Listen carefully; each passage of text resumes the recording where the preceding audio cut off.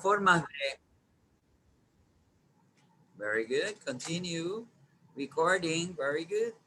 Así que ya vimos la primera parte, que yo creo que es una parte muy importante, donde se nos describe los cambios en el mundo a los cuales la parroquia tiene que responder. Más gente sola, menos comunicación, menos relación con un lugar particular. Y entonces la parroquia tiene que volverse una comunidad de comunidades donde la gente se conozca, se trate, estén cercanos y se encuentren en Cristo y deseen compartir ese Cristo con los demás. Así que la renovación de la parroquia se puede verificar en su impulso misionero. Eso es lo que nos está diciendo este documento, recogiendo todas las inquietudes del Papa de que la parroquia esté en salida. No solamente guardándose a sí misma, cuidándose a sí misma, autopreservándose. Tiene que preservarse, ¿verdad? Si tú quieres servir a los demás, tú no puedes ser inválido. Tú tienes que cuidarte tú también. Así que en ese sentido, pues, el documento no está en contra de que cuidemos la parroquia, pero no vivimos para cuidar la parroquia. El propósito de una parroquia es dar a conocer a Jesucristo, ofrecer a Jesucristo a muchas personas que no lo conocen. Eso es. Entonces, en la segunda parte del documento ya empezamos a hablar sobre cosas más canónicas, que le conciernen más bien al obispo y a los sacerdotes. Pero en ese elenco, ¿verdad? Aquí estamos en la octava parte, formas ordinarias y extraordinarias de encomendar la cura pastoral de la comunidad parroquial, pues siempre se está salvaguardando el hecho de que las comunidades cristianas siempre están presididas por un presbítero y que el presbítero en esa comunidad no ejerce su autoridad colegialmente. Sí, tiene que ser instrumento de comunión, tiene que ser el que dirija, el que decida, pero también tiene que poner atención, respetar, acoger, acompañar al pueblo de Dios. Así que ahí estamos, ¿verdad? Está describiéndosenos lo que los sacerdotes deben y el obispo debe ser. Así que el párroco y los demás presbíteros en la comunión con el obispo son una referencia fundamental para la comunidad parroquial. Es decir, la comunidad parroquial no existe sin obispo, sin referencia al obispo y al sacerdote que preside la misa. Por eso mencionamos el nombre del obispo y el nombre del papa en cada misa. El párroco y el presbiterio, cultivando la vida común y la fraternidad sacerdotal, celebran la vida sacramental para y junto con la comunidad. Muy interesante. Así que fíjense que se nos dice que el sacerdote es un miembro de una comunión, de una fraternidad sacerdotal. Fraternidad un poquito empobrecida en estos tiempos de pandemia y sus secuencias en el presbiterio. Pues les voy a decir una cosita. Hoy conocí al párroco de San Pío, que hace un año, el próximo mes, que es párroco, y yo todavía no lo conocía. Ni él había ido a visitarme, ni yo lo había ido a visitar porque yo no sabía quién era. Pero eso es para que ustedes vean. Un año entero, un párroco al lado de la Gruta de Lourdes, que no sabía dónde era la Gruta de Lourdes, lo vino a traer el diácono Martín. Entonces, fíjense. Y el vicario de zona, que tenía hasta medio susto, convocar una reunión presencial de los sacerdotes. Esperábamos, ¿sabe cuántos sacerdotes hay en la vicaría? 30 y pico. Yo esperaba 12. ¿Sabe cuántos vinieron? 6.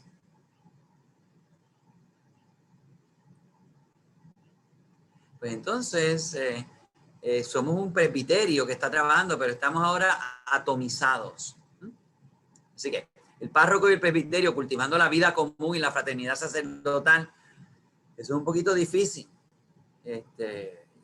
Yo invité, incluso tenía unos sándwiches riquísimos y me los voy a tener que comer la mitad de ellos yo. Porque no saben los ricos de sándwich que se perdieron, pero nada. Celebran la vida sacramental para la comunidad y junto a la comunidad. Y están llamados a organizar la parroquia de tal modo que sea un signo eficaz de comunión. La parroquia tiene que ser el lugar donde los cursillistas, los carismáticos, los apóstoles, los legionarios de María, los de Camino Neocatecumenal, entran en comunión, en común unión. En relación con la presencia y la misión de los presbíteros en la comunidad parroquial, merece una especial atención la vida común. Esto se recomienda en el Canon 280, aunque no se prescriba como una obligación para el clero secular. No sé si les dije, pero ahora se lo voy a repetir. Después del Concilio Vaticano II, que se acabó en el 1965, las órdenes religiosas, casi todas ellas entraron en crisis, porque tenían que adaptarse a las nuevas normas que había dado el concilio, y en esa adaptación algunos descabellados pues decidieron romper cosas, destruir cosas, quitarse los hábitos, secularizarse, aseclararse, y muchos sacerdotes y religiosas abandonaron las órdenes religiosas. Pero si una monjita deja de ser monjita, pues se vuelve una laica. Pero si un sacerdote religioso, dominico, carmelita, redentorista, franciscano, deja de ser franciscano, sigue siendo sacerdote. Y entonces, ¿qué pasó? Fíjense, el señor cardenal pues vino a acoger a todos estos, como Monseñor Merino, que era carmelita.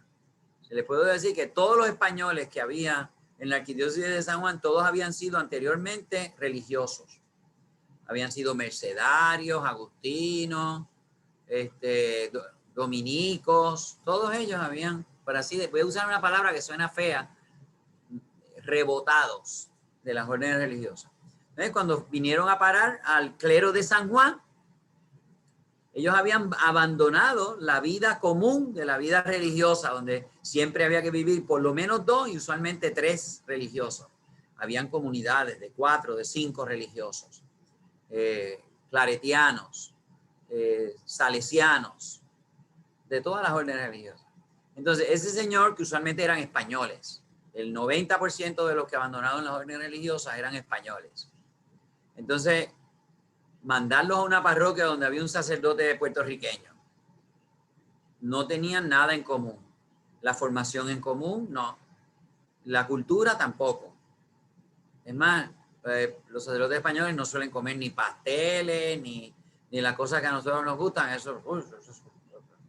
Y yo no como las cosas que comen los castellanos y los navarros, ¿verdad? Las zambumbias esas, que a ellos les están exquisitas. Entonces, ¿qué hizo el señor cardenal? Pues todos esos sacerdotes que venían de las órdenes religiosas, él no los iba a meter a vivir con sacerdotes diocesanos. Entonces, ¿qué hizo? Pues empezó a crear, él creó como 100 parroquias. Y entonces a cada uno de esos sacerdotes los mandó a una parroquia a vivir solitos. Pongo un contraste, la diócesis de Ponce, el municipio de Cuamo. Hasta hace poco, el municipio de Cuamo, que es un municipio grande en extensión territorial, era una parroquia. ¿Y cuántos sacerdotes había? Por lo menos 2 y a veces 3. Eran sacerdotes diocesanos, pero vivían todos en común. Y entonces atendían, ¿verdad? Uno iba, atendía ciertos barrios de Cuamo, el otro atendía otros barrios de Cuamo y el otro atendía otros barrios de Cuamo. Cuando a mí me ordenaron sacerdote en el 82, yo fui a Toa Alta. Hoy día, en esa región, que era una parroquia, la parroquia de San Fernando, ahora hay 1, 2, 3, hay 4 parroquias que salieron de una. Cuando yo estaba allí con un sacerdote pasionista, rebotado, mejor dicho, rebotado de los pasionistas, padre Vicente Gurrola, y después vino padre Antonio Hermida, también rebotado de los pasionistas. Pues entonces vivía yo con ese sacerdote y yo un fin de semana hacía la ruta de las capillas rurales. Así que yo iba a Galateo, yo iba a Río Laja, yo iba a Quebrada Arena, yo iba a San Antonio. La otra semana iba el párroco a esas capillas y yo celebraba en el pueblo.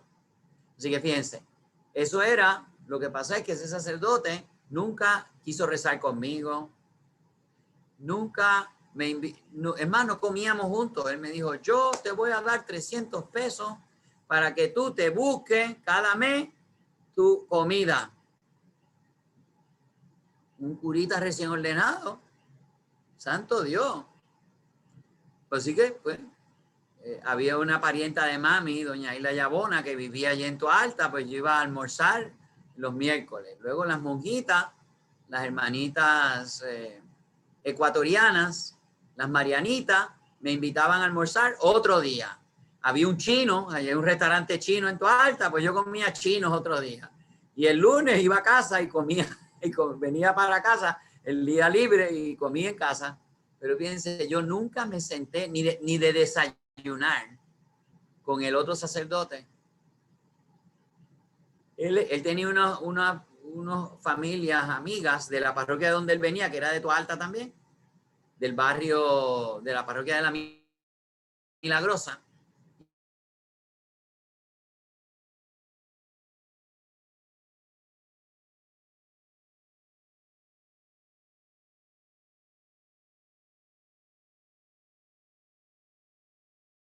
Y ahí vemos un sacerdote rebotado español de una orden que ni en edad, ni en costumbre, ni en crianza, ni en cultura clerical tenía nada en común conmigo. Así que para los sacerdotes diocesanos, eso es el clero secular que dice ahí, no se manda que vivan en común, pero se recomienda que se junten para rezar, que se busquen, que se visiten. ¿Okay? Muy bien, próxima laminilla, don Juan Carlos. Cuando el presbiterio experimenta la vida comunitaria, su identidad sacerdotal se favorece. Sus preocupaciones materiales disminuyen. Cuando hay muchos sacerdotes, digamos 2 sacerdotes. Si yo pienso ahora en la diócesis de San Juan, en la parroquia de Levittown, Padre Milton, porque atiende el Canal 13, pues tiene un sacerdote que lo acompaña, un vicario, se llama el vicario parroquial. Antes se llamaba coadjutor. Así que el señor arzobispo a ciertos sacerdotes que son amigos de él y que él les encarga cosas, pues entonces le pone un sacerdote para ayudarlo. En la parroquia del condado, el párroco tiene, creo que el padre de Unidos contra de Cáritas, Padre Camacho, creo que vive allí. Y en la parroquia de Madre de Misericordia vivían otros 2 sacerdotes, además de Padre Leo. En un cierto momento en la parroquia de San José de Villacaparra, que tenía un fracatán de misas, aquello parecía una estación de trenes, ¿verdad? Cada hora había una misa, 8, 9, 10, 11, 12, 5, 6 de la tarde. Pues el pobre párroco tenía que tener o un vicario o alquilar a otros sacerdotes para que le vinieran a celebrar las otras misas, ¿verdad? Pero al presente, Padre Ricardo está solo. Él le dio albergue a un padre que luego murió, José Miguel Cardona, pero eso son cosas raras en nuestra arquidiócesis. Casi todos los sacerdotes los sacerdotes diocesanos como yo, vivimos solos en nuestras parroquias. Pero fíjense lo que dice la iglesia y está comprobado que eso es así. Si un sacerdote vive solo, pues va a tener más preocupaciones materiales. ¿Cómo arreglo esto? ¿Dónde voy a almorzar? ¿Dónde voy a comer? ¿Quién me arregla si se me cae un botón? La tentación del individualismo, cuando uno está aislado, da paso a la profundidad de la relación personal. Porque tú tienes otros sacerdotes, puedes hablar con ellos, sobre todo si son amigos, se ayudan, se comprenden, se pueden confesar. La oración común, la reflexión compartida, el estudio, que nunca deben faltar en la vida sacerdotal, pueden ser de gran apoyo en la formación de una espiritualidad sacerdotal encarnada en la vida cotidiana. Dicho sea de paso, cuando yo dejé de ser rector del seminario y fui canciller, yo residía en la parroquia de la Guadalupe con un padre español. Ese no era rebotado de una orden religiosa, porque en España había una asociación de sacerdotes que se llamaba OXA, y la asociación de sacerdotes españoles diocesanos que se prestaban y se ayudaban para mandar sacerdotes diocesanos de las distintas diócesis de España a trabajar en América. Entonces, el padre Miranda, que era el párroco de la Guadalupe, pues no era un sacerdote religioso rebotado, sino que era un sacerdote diocesano prestado de por allá, de una diócesis catalana a San Juan. Bueno, él había sido prestado primero a Chile, donde fue maestro y educador de los catequistas, Había una escuela de catequistas en Santiago de Chile. Pero después de que acabó esa misión, vino a parar a Puerto Rico y entonces se encargó de la Guadalupe. Pues yo estaba en residencia allí. Y el padre Ricardo Hernández era vicario del padre Miranda, porque atendían un colegio y tenían otras responsabilidades. Así que yo llegué a vivir claro, el seminario, habíamos por lo menos 3 sacerdotes formadores. Así que durante los primeros 15 años de ser rector del seminario, yo siempre vivía con otros sacerdotes, ¿verdad? Que eran el equipo de sacerdotes formadores en el seminario. Cuando salí de canciller, empecé a ser canciller, que fueron 4 años y medio, del 99 al 2003, pues entonces estuve residiendo en la Guadalupe. A veces celebraba misa en la Guadalupe, a veces iba a la parroquia de Ángel Siapi, que era Madre Cabrini, y también ayudaba allí a celebrar misa. Y cuando era rector del seminario, siempre ayudaba a celebrar las misas en Santa María de los Ángeles. Usualmente me tocaba la primera misa, la misa de 8 de la mañana en Santa María, la celebraba el rector del seminario, que vivía, ¿verdad?, dentro de la parroquia, pero estaba encargado del seminario. Así que es importante rezar juntos, compartir, ayudarse juntos. Fíjense que cuando los sacerdotes viven en equipo, es más difícil que un sacerdote pues se escape y se vaya a beber por ahí, o se vaya a janguear, o se vaya a la playa. Entonces, es bien importante esa vida común. La iglesia no exige, pero recomienda que incluso los cleros diocesanos como nosotros, los sacerdotes satos, yo los llamo así un poco de risa, ¿verdad? En criollo, porque no somos hijos de San Ignacio, no somos hijos de Santo Domingo, ni de nuestro padre San Francisco, ni de San José María Escrivá. Pues entonces los satitos, pues no tenemos que vivir en común. Pero idealmente, y la iglesia sabe de lo que está hablando, espiritualmente es mucho más sano que los sacerdotes vivan juntos, en equipos, que vivan solos. Desgraciadamente, la norma en nuestra diócesis, y ya les expliqué por qué, es que los sacerdotes diocesanos vivan solos. Será conveniente, según su discernimiento y en la medida de lo posible, que el obispo tenga en cuenta la afinidad humana y espiritual entre los sacerdotes a quienes quiera confiar una parroquia o una agrupación de parroquias. Así que deben entenderse, conocerse, quererse. Eso no fue lo que me pasó a mí cuando yo estuve esos 9 meses en Toalta. Para mí fue una cosa bien extraña, un golpe bien fuerte, ¿verdad? Un sacerdote ya mayor, rebotado de una orden de los pasionistas, gallego, que nunca lo vi rezar. Nunca rezó conmigo, ni un rosario. No comimos juntos, nunca. Qué cosa más tremenda, ¿no? Y entonces, fíjense, cuando el obispo manda a un sacerdote joven a una parroquia, me recuerdo que le pasó a uno de mis seminaristas que yo quería mucho y lo ordenaron sacerdote. Y lo mandaron a una parroquia, no voy a decir cuál era, donde había un párroco colombiano, dicho sea de paso, diocesano colombiano. Y para la misa de domingo, ese joven sacerdote se puso la sotana. Y el colombiano le dijo, qué cosa ridícula. Son manías de felices esas, ¿verdad? Miren para allá.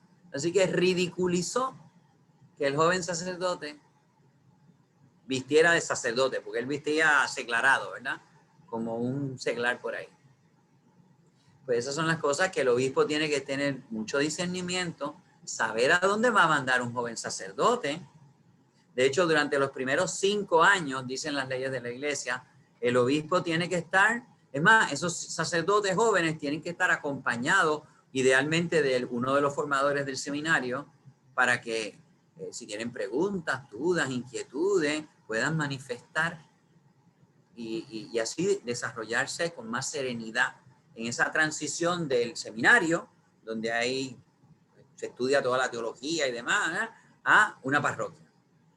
Así que la importancia de la vida común de los sacerdotes que desgraciadamente ha sido subestimada por estas presiones, diríamos, sociológicas que nosotros constatamos.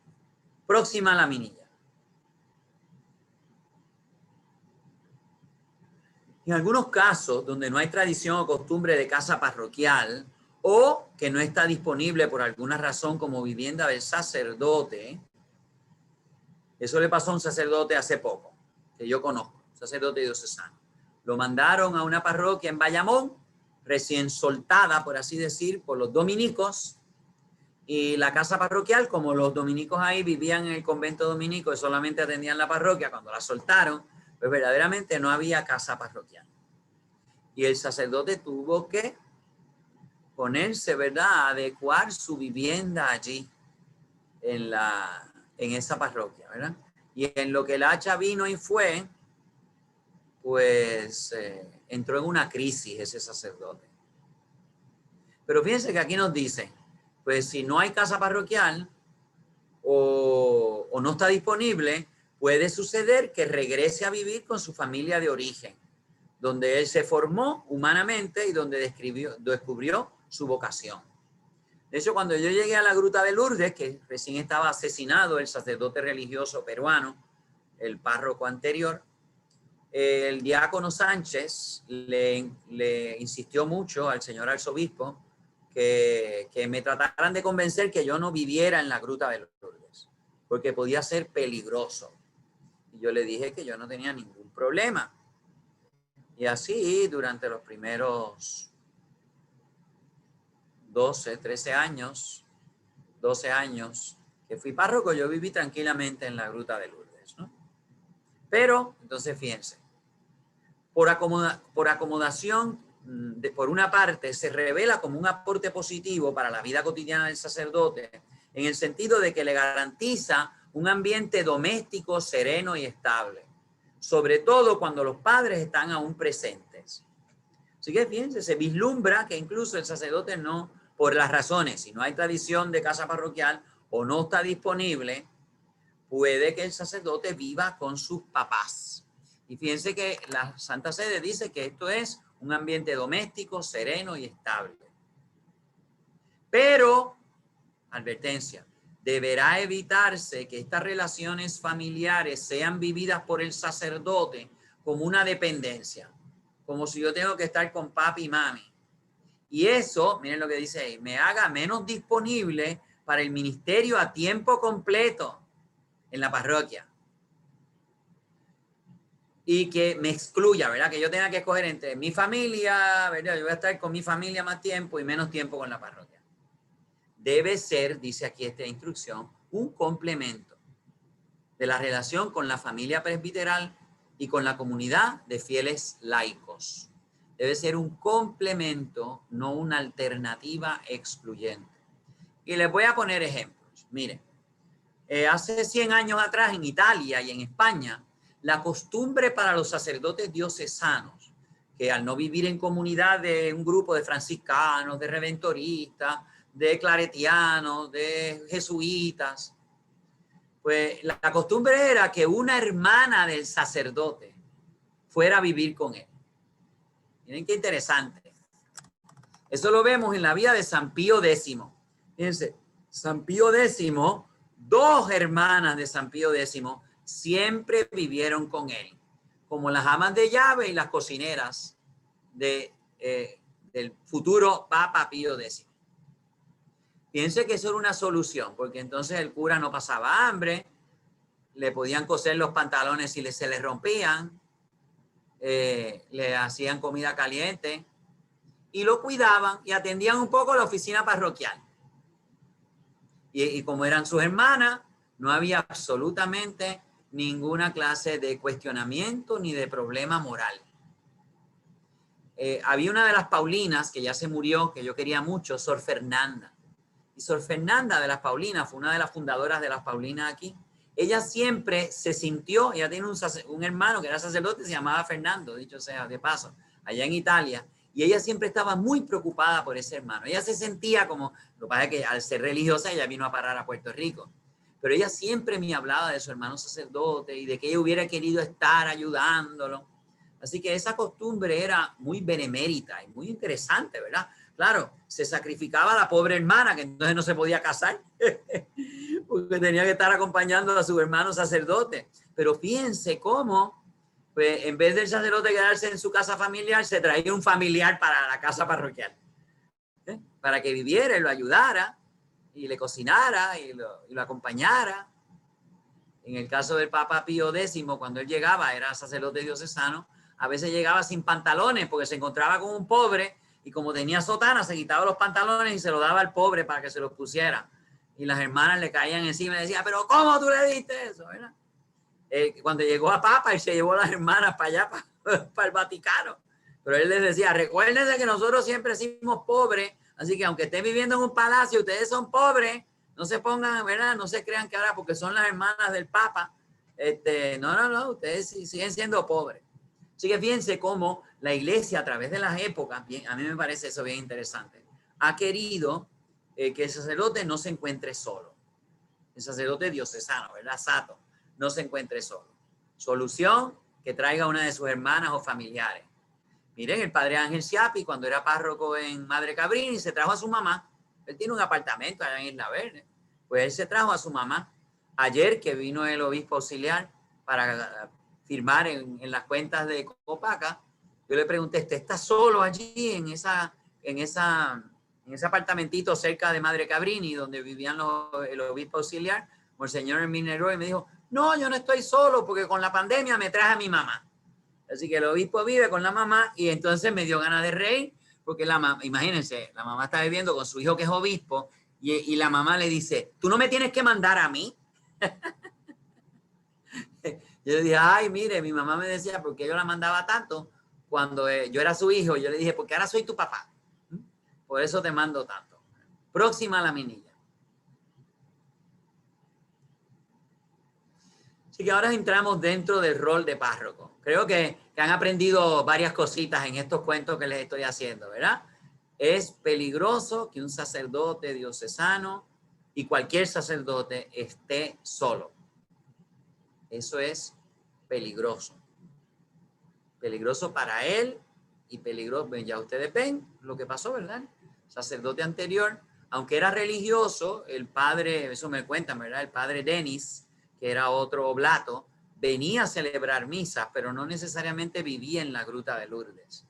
Así que aquel domingo, que creo que están aquí presentes las personas que lo trajeron a la parroquia, y de ahí ya se desapareció y lo mataron, están aquí presentes, ¿verdad? Don Luis Carreras y doña Norma, creo que fue, ¿verdad que sí? ¿Verdad, don Luis? Usted trajo al padre párroco, al padre de Fernando, lo trajo a la gruta, ¿verdad? Exacto. Le dijo, hasta mañana. ¿Qué? Él estuvo todo el día compartiendo con nosotros en Schoenstatt de Juanadía. Mire para allá.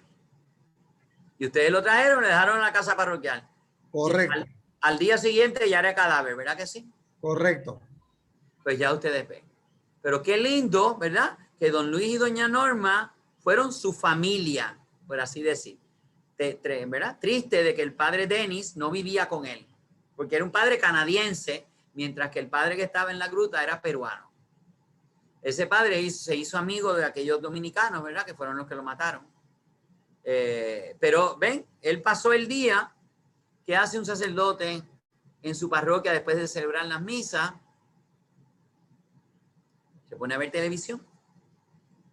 Se pone a ver. ¿Qué hace un sacerdote después de misa, verdad? Se pone a leer, se pone a preparar la próxima clase de formación en PowerPoint que le van a dar a los feligreses, o se va con unos amigos.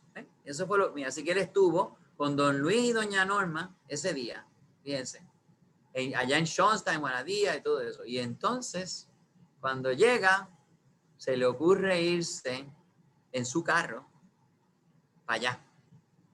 ¿Ve? La necesidad de estar con otra gente. Pero, ¿verdad? Somos humanos y tenemos que tener ese cuidado, ¿verdad? ¿Con quién yo me junto? ¿Verdad? ¿Con quién yo me reúno? ¿Y quién me apoya y quién me ayuda? ¿Y quiénes son mis amigos? Muy importante. Párroco. El oficio de párroco, se llama la plena cura de almas. Para que un fiel sea designado válidamente párroco, debe haber recibido el orden del presbiterado. Debe ser un ordenado sacerdote. Así que no hay posibilidad de nombrar a nadie que no posea este título. Aunque carezcan sacerdotes, no se puede nombrar a un diácono párroco. A una monja bien activista que sabe de todo y le encanta mandar, no puede ser párroco. Debido a la relación de conocimiento y cercanía que se requiere entre el pastor y la comunidad, el oficio de párroco no se le puede encomendar a una persona jurídica. No es una persona normal ni natural, sino jurídica, es decir, a un equipo de personas, a un grupo, ¿verdad? Pongamos, don Luis y doña Norma, con el diácono Pablo Torres, no pueden ser, componen la persona jurídica, ¿verdad? Qué sé yo, ayudantes de San Miguel. Pues a los ayudantes de San Miguel no se les puede nombrar párroco de la Gruta de Lourdes. El oficio de párroco no se puede confiar a un grupo de personas compuesto por clérigos y laicos. Deben evitarse nombres como team guía, equipo guía u otros similares que parezcan expresar un gobierno colegiado de la parroquia. En la parroquia, aunque yo tenga un vicario, un sacerdote que esté en la parroquia asignado para ayudarme, la parroquia no tiene un gobierno colegiado. El párroco es el único que toma las decisiones últimas y se hace responsable de ellas. No es, ya yo te pregunto coadjutor, y si hay dos coadjutores, la mayoría de ellos se ponen en contra. No, es el párroco. Fíjense que incluso en el Consejo de Consultores, el Consejo Económico, ¿cómo se llama el grupo? Consejo. Es de consejo. El consejo me aconseja. Yo le hablo al consejo, ellos me hablan a mí, pero ellos me aconsejan. No me mandan, yo soy el que tomo la decisión.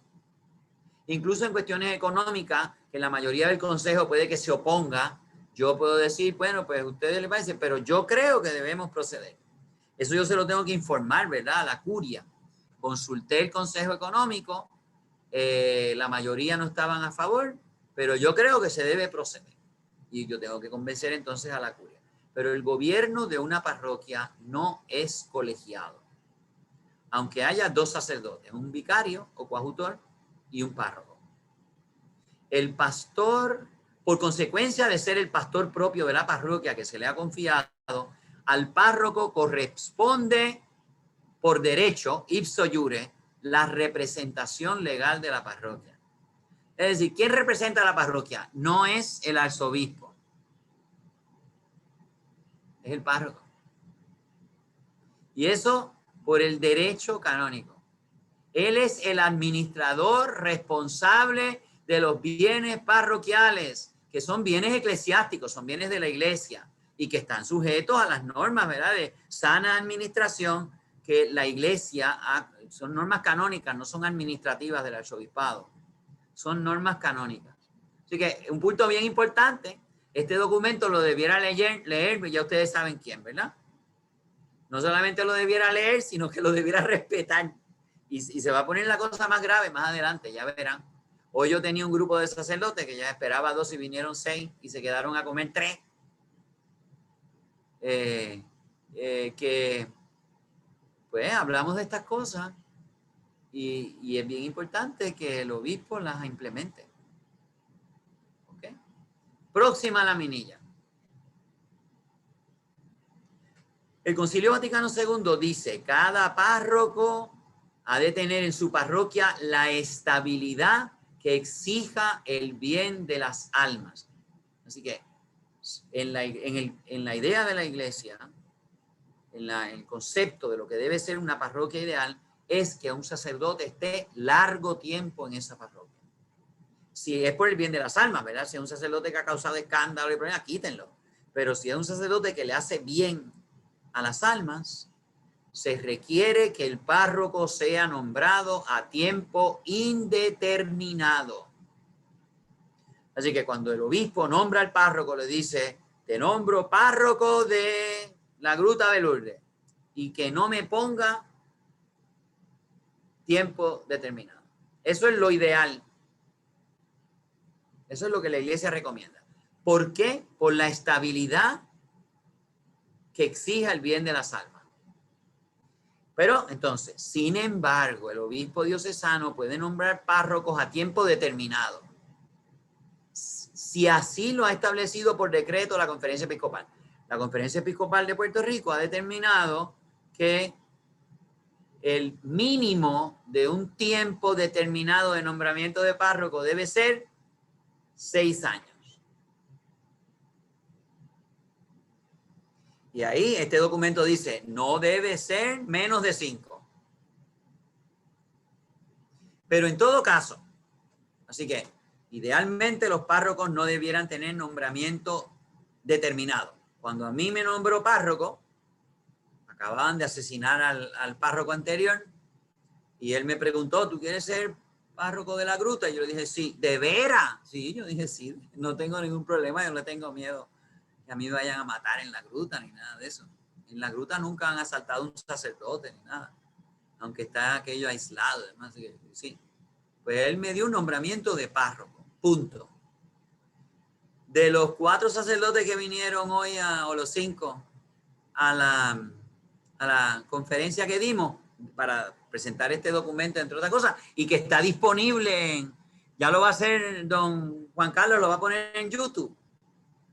El de Padre Carlos puede perpetuarse, el mío nada más va a estar 2 semanas, ¿ok? Porque es la presentación un poco más licuada para los sacerdotes que la que yo estoy haciendo con ustedes, que es mucho más detallada, ¿ok? Pero yo le pregunté, y habían 2 sacerdotes, uno que ya tiene 25 años de cura, y le pregunté, oye, tu nombramiento de párroco, ¿cuántos años? ¿Es indeterminado? Y me dijo, no, 6 años. Y luego había otro sacerdote joven, y le pregunté, ¿y tú? ¿Te nombraron administrador parroquial o párroco? Y él dijo, oh, para sorpresa mía me nombraron párroco. ¿Y cuánto tiempo? 6 años. Bueno, nombrado ya el párroco. Los párrocos, incluso si son nombrados por un tiempo indeterminado o antes de la expiración del tiempo determinado, deben estar disponibles para ser transferidos a otra parroquia, a otro oficio. El hecho de que me hagan párroco no quiere decir que yo tengo derecho para quedarme para siempre de párroco. Cuando el bien de las almas o la necesidad o la utilidad de la iglesia lo requiera. Así que el obispo puede venir y presentarse y decirme, Monseñor Felice, yo quisiera que usted me ayudara, qué sé yo, a encargarse de el archivo eclesiástico. Él me puede hacer eso, ¿eh? El arzobispo, yo he visto que le ha hecho algún sacerdote, le ha dicho, mira, están pidiendo, esto yo conozco que pasó, Roma está pidiendo candidatos de sacerdotes que sean inteligentes y que sepan estudiar y que sepan y que tengan conocimiento y tengan destreza de lengua para ser nuncios, que vayan a la escuela diplomática del Vaticano. Y yo conozco un sacerdote, joven sacerdote diocesano, que el obispo ofreció y empezó a estudiar, estudió como 2 años allá en la escuela diplomática. Incluso llegó a estar en una nunciatura como 3 o 4 meses en África. Así que el obispo puede ofrecer ciertos sacerdotes de su diócesis para que vayan al servicio de la Santa Sede. O le puede decir un sacerdote, yo quisiera que tú te prepararas para trabajar en el tribunal eclesiástico a tiempo completo. Entonces, el hecho de que me nombren párroco no quiere decir que el obispo entonces no pueda ofrecerme otro oficio u otra parroquia. Y miren lo que dice, es útil recordar que el párroco está al servicio de la parroquia, no al revés. Así que la parroquia no es un feudo del párroco. A mí me ordenaron sacerdote de la iglesia, no me ordenaron para ser párroco de la Gruta de Lourdes. No me estoy quejando.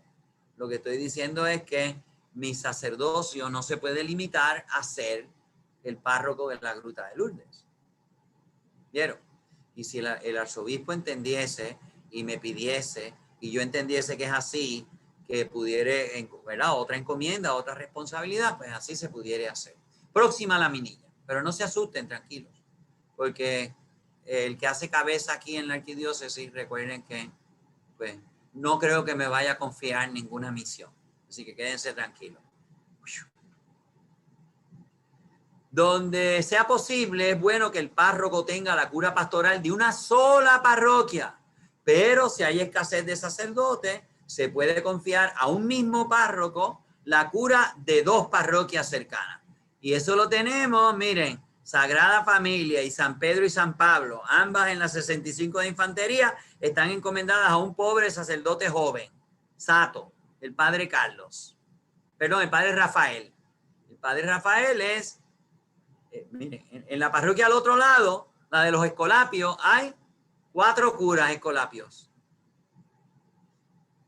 Creo que hay 2 españoles, un centroamericano. Pero al otro lado está la Sagrada Familia y San Pedro y San Pablo, 2 parroquias con un pobre sacerdote Satito, el padre Rafael. ¿Qué ha pasado en la parroquia de María de Rincón Español? Que el padre Raúl, que fue nombrado allí, ¿verdad? Pues también lo hicieron párroco en Fairview, ¿sí o no?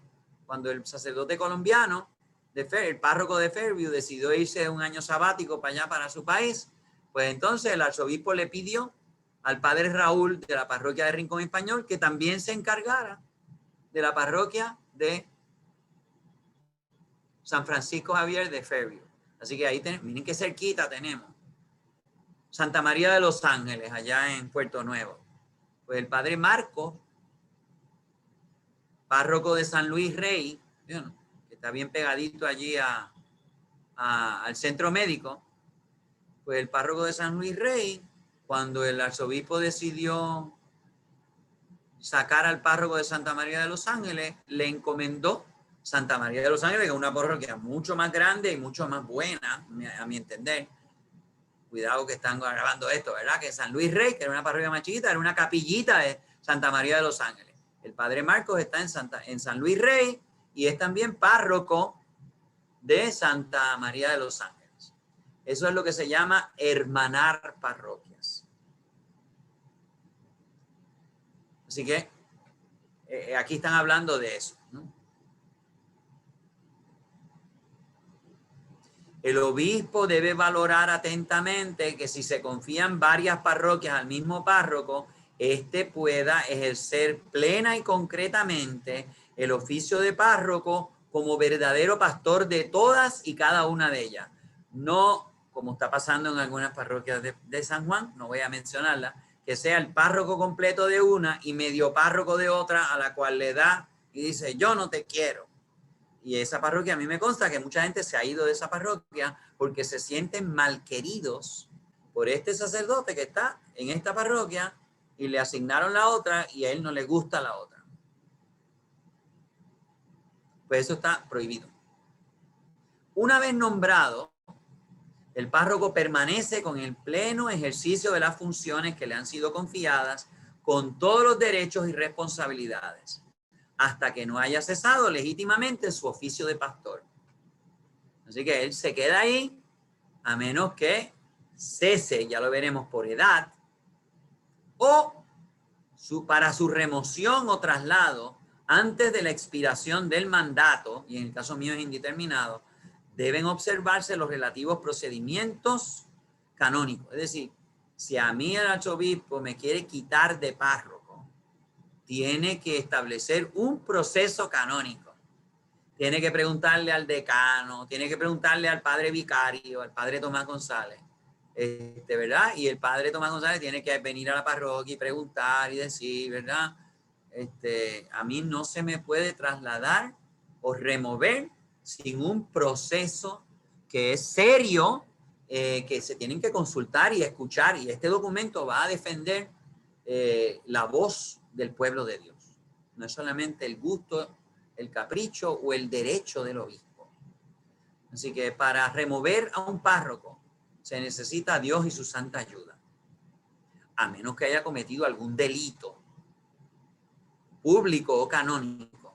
Entonces se le puede remover, porque entonces ya el proceso es, mire, este sacerdote, para yo ser párroco, yo tengo que jurar un documento de la fe católica, que yo voy a defender la fe católica, exponer la fe católica, y tengo que ser fiel a las enseñanzas de la iglesia. Y si yo violo eso, pues entonces ya traen los testigos, pero hay un procedimiento para remover a un párroco. Eso no es porque el obispo quiera removerlo. Próxima laminilla. Y ahora viene los 75 años. El vicario de zona, Padre Tomás, hoy, esta mañana en la reunión nos dijo, llegó una carta del señor arzobispo diciendo que de ahora en adelante, aunque esto no sea exigido, cada vez que un sacerdote, un párroco cumpla 75 años, tiene que escribir su carta de renuncia y hacérsela llegar al arzobispo. Claro, el arzobispo va a cumplir 75 años antes que yo, así que yo estoy tranquilo. Fíjense, hasta hace poco, la parroquia de la Providencia de Cupey, pues estaba Monseñor Merino, que ahora me dijeron que está en el asilo. Pues Monseñor Merino tiene 95 años, así que él se excedió como por 23 años más de los 75 cumplidos, porque él se sentía vigoroso y hacía, y se veía que no estaba chaladito. Así que la presentación de la renuncia ha de considerarse un deber moral. Así que yo debo presentar mi renuncia, pero no es un deber canónico. Y el que yo presente la renuncia no es un cese automático de mi oficio. Yo ceso como párroco solo cuando el obispo diocesano me haya comunicado por escrito que acepta mi renuncia. Pero el obispo debe considerar benévolamente la renuncia presentada, aunque sea solo por haber cumplido. Es aquí que no esté molesto con el te estoy esperando que cumpla 75 para quitarte. A fin de evitar una concepción funcionalista del ministerio, antes de aceptar la renuncia, el obispo diocesano ponderará con prudencia todas las circunstancias de la persona, del lugar. En el caso de Monseñor Merino, pues se entendió que como él no estaba chaladito, que estaba fuerte, que sabía de chavos y demás, administraba el colegio, la parroquia, y todo el mundo lo quería, o la mayor parte de la gente lo quería, pues se quedó allí 23 años más. El bien de la comunidad parroquial y otros elementos. Solamente después de ponderar todas esas cosas, aceptará la renuncia por una causa justa y proporcionada. Próxima laminilla. De lo contrario, si las condiciones personales del sacerdote lo permiten y la oportunidad pastoral lo aconseja, no hay más cura que lo vengan a sustituir y él goza de salud y no está chaladito, el obispo considere la posibilidad de dejarlo en el oficio de párroco. Quizás le mande un sacerdote joven para que ya prepare la sucesión. O el obispo puede confiarle una parroquia, aunque haya cumplido 75, más pequeña, menos exigente, a un párroco que ha renunciado. Pero en todo caso, si le asigna otro encargo pastoral adecuado a las posibilidades del viejito, en ningún caso ese sacerdote que ha presentado su renuncia debe sentirse ni degradado o castigado. Próxima laminilla. Administrador parroquial. Fíjense, en algunos casos, fíjense, ¿qué se dice administrador? Que no es un párroco, que está administrando la parroquia temporeramente. Es un oficio transitorio, mientras se espera el nombramiento de un nuevo párroco. Por esta razón es ilegítimo que el obispo diocesano nombre un administrador parroquial y lo deje en ese encargo por un largo periodo, superior a un año, o de modo estable, evitando proveer el nombramiento del párroco.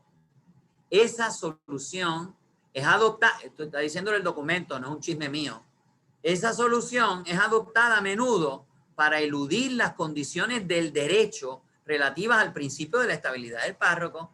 ¿Por qué? Pues entonces el obispo nombra a alguien administrador parroquial y lo quita cuando le dé la gana. Entonces lo puede quitar antes de cumplir un año y nombrar otro administrador parroquial. Entonces una parroquia puede estar con 5 administradores parroquiales en 5 años. Pues ¿a dónde va a parar la parroquia? Es un desastre. Porque ¿quién puede emprender un plan parroquial, conocer a los feligreses, crear un ambiente de familia si están cambiando a tutiplén? Así que, y fíjense, no solamente le hace daño a la estabilidad del párroco, es una violación de ese principio de estabilidad que daña la misión del presbítero interesado y también de la comunidad misma. Porque ante la incertidumbre sobre la presencia del pastor, no podrá programar planes de evangelización de largo alcance y solamente tendrá un cuidado pastoral de conservar la parroquia. Entonces, el administrador parroquial. Yo voy a hacerle la pregunta a la persona que me la puede contestar. A mí me da la impresión, Dios quiera que me equivoque, que en nuestra arquidiócesis esa práctica es bien frecuente. Siga la próxima lámina.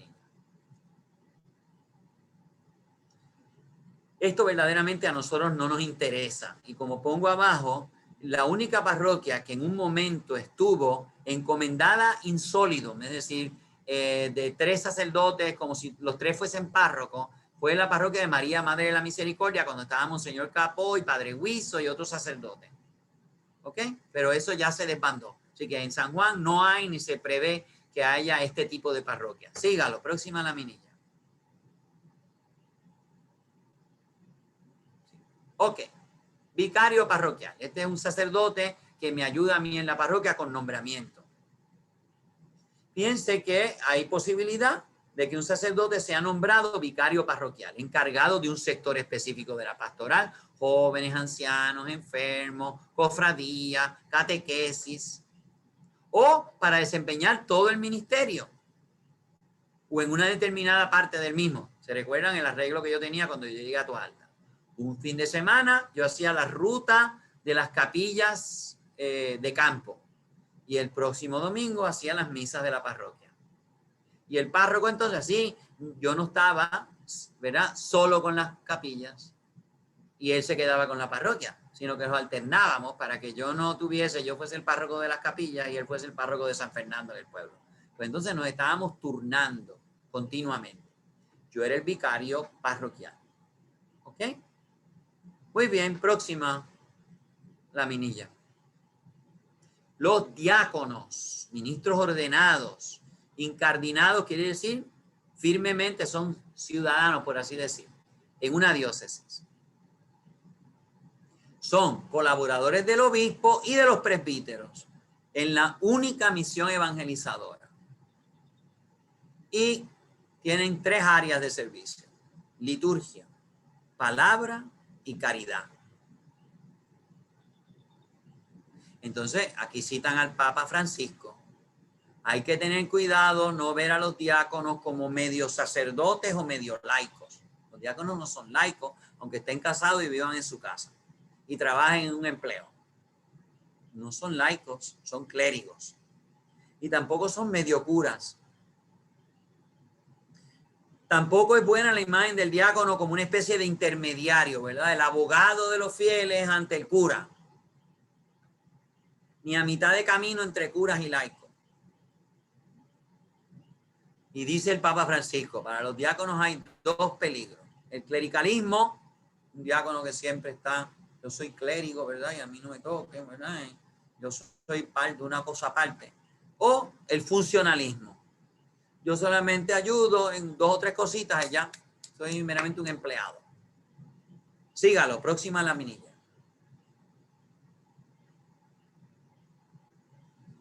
El Santo Padre ofrece algunas precisiones sobre el rol de los diáconos.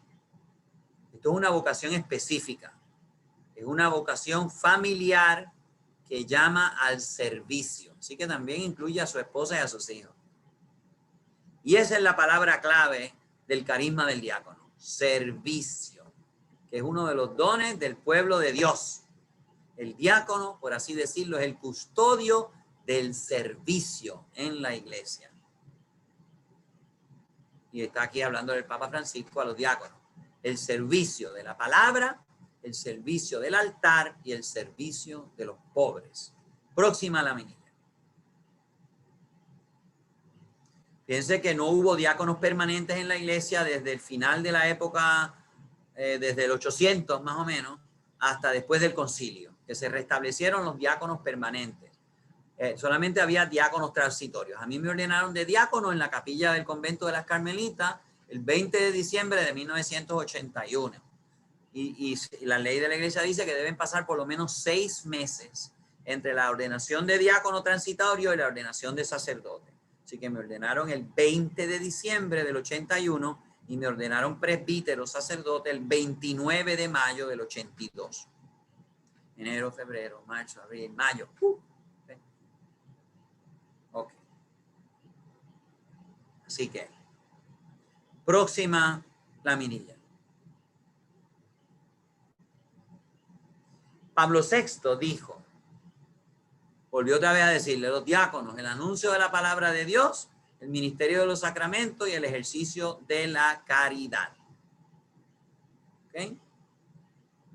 Son muchos los encargos eclesiales que pueden encomendarse a un diácono. Por ejemplo, el otro día fui a dar un donativo a Unidos contra el Hambre y me encontré que habían cambiado el diácono.